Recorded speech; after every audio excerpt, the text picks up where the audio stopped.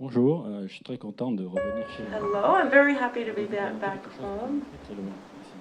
Donc en fait, I'm going to DoctorGratis, show you what we do. Doctor Gratis, so it's like doctor free.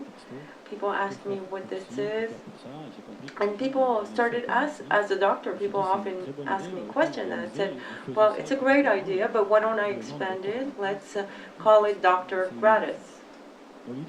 So, the idea is just to give a very quick opinion as, give a service. It's not going to, in fact, replace a medical consultation. As we saw today, there's a lot of initiatives. There are mobile phones everywhere. People want to find instant information. They don't necessarily have the level of education to really explain their symptoms. So the advantage of Dr. Gratis is a live chat. You can explain your problem in a more natural way. Okay, I have a headache. The doctor is going to say for how long? 3, 4 days. So it's more of a dialogue. It's like a chat, right? You can have it by phone or by internet. And so that's why I talked about what we call mutation of access to the information. It's a big change, being capable of explaining your problem to the doctor directly through chat, online. What's important to see is we're at the bottom of that pyramid. We can imagine that telehealth is like a pyramid. On top, we're talking about telemedicine for hospitals. This is what we see in some departments. And then in between, you've got several layers, connected objects. Very interesting. But you see, most people want something very simple, and that is the advantage of telegratis. It's really the base. We are everywhere, accessible from anywhere. So the application is like this. Okay, it's going to change, but this is what it looks like today. When you want to talk to a doctor, you can choose 8 subjects. I can't really read it. This is general health, then diabetes, pregnancy, baby, children, skin, and male diseases. So the idea is, as soon as you start clicking, you get information. They're in fact interested in that area. And then once you choose, everything is customized and being able to find an answer. So it's really simple as ABC. So let me talk about what we do. We started out in Indonesia, and then getting more present in Asia, Indonesia.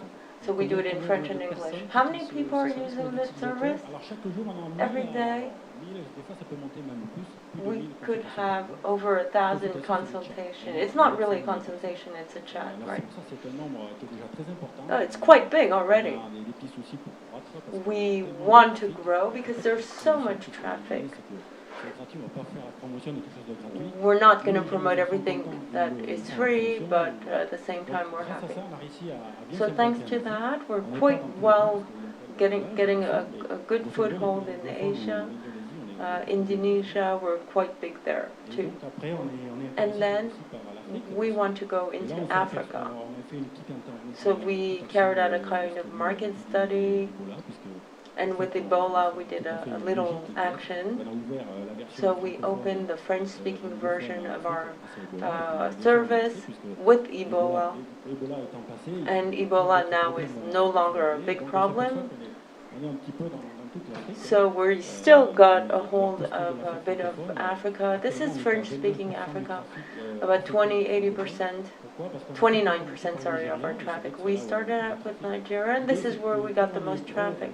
But because we're big in Indonesia, it's difficult to get big with Nigeria, but it's simple.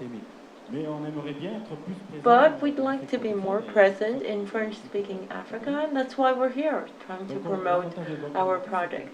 Now, the advantage of this is that we can carry out some surveys to say, okay, tomorrow we'd like to find out what you think of this or that. We can have a study every day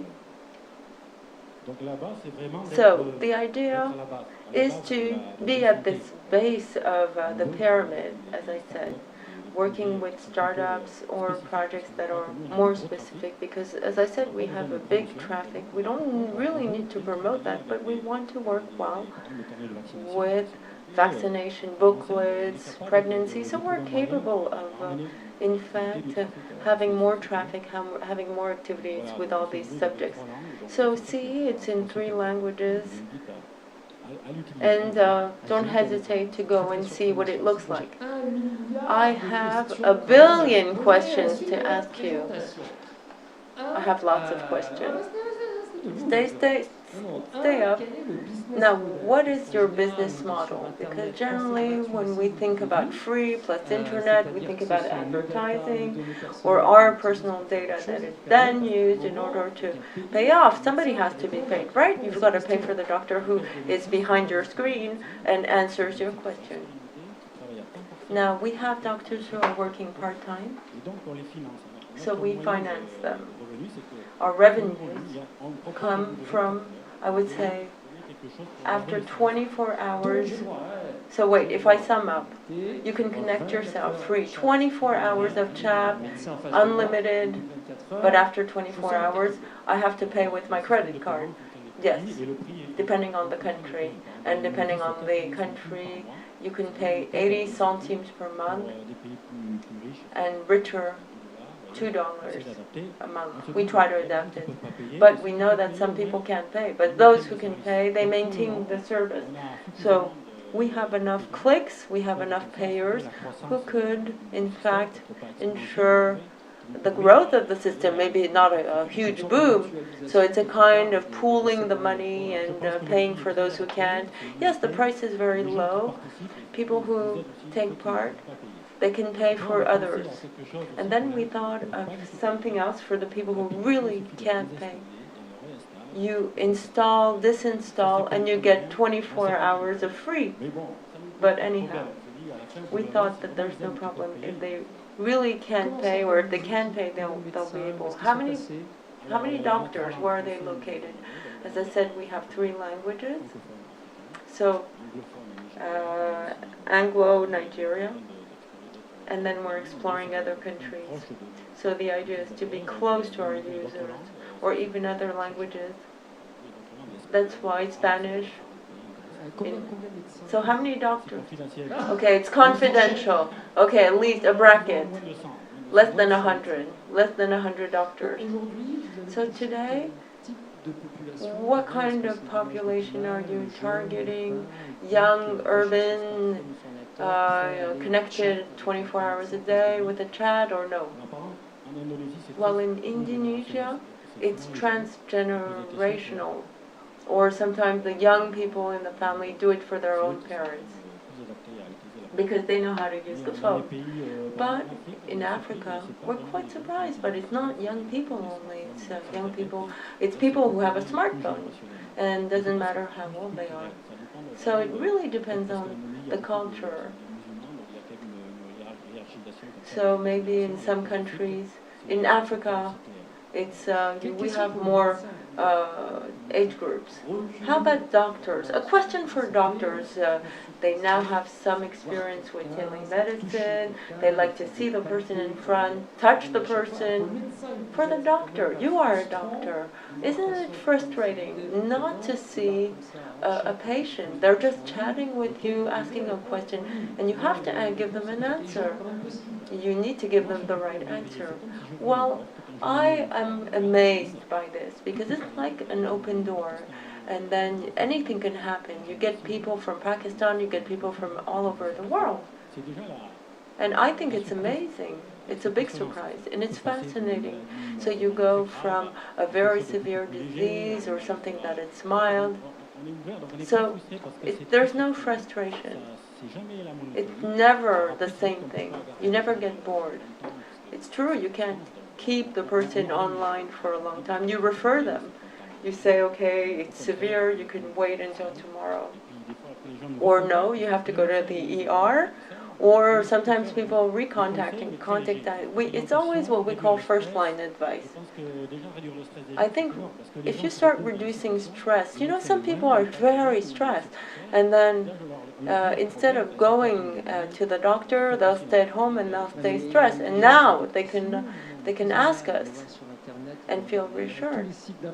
So yes, but a lot of people stay on the web. Why go see? Now there's so many things happening on the web. You can find out of anything on the web.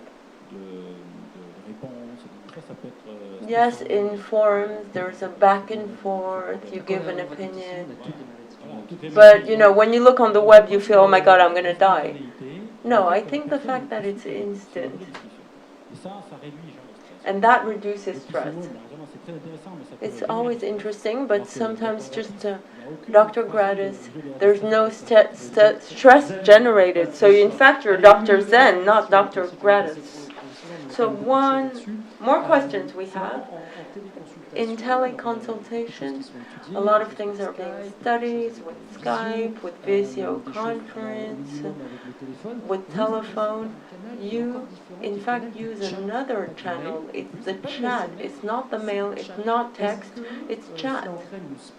Is it specific? Is there something specific to that? The questions, for example, that are asked, the way they can reveal or not information, and how the doctors answer.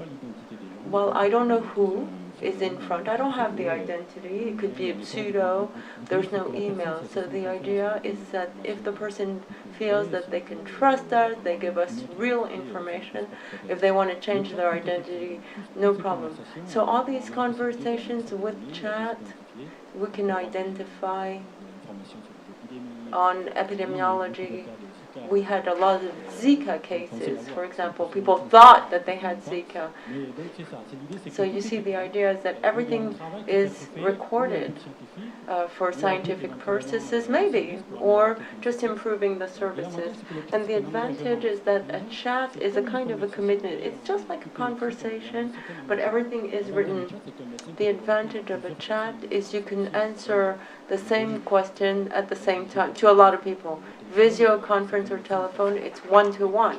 With chat, you could answer to 4 or 5 people at the same time. Okay, boosted efficacy.